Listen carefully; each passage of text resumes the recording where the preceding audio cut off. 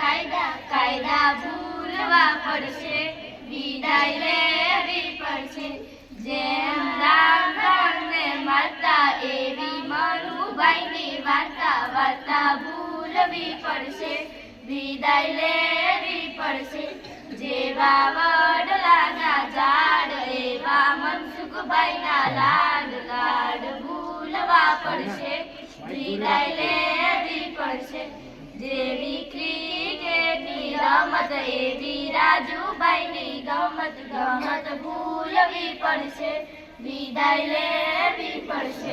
જેવા બાલુડાના સ્મિત એવા અવનીબેનના ગીત ભૂલવા પડશે, વિદાય લેવી પડશે.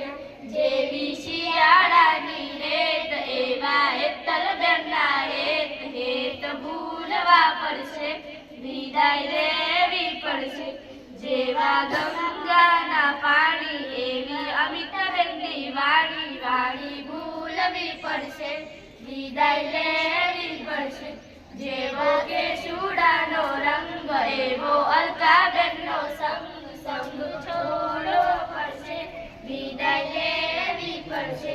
જેવા માતા પિતાના માન એવા હર્ષાબેનના ગાન ભૂલવા પડશે, વિદાય લેવી પડશે.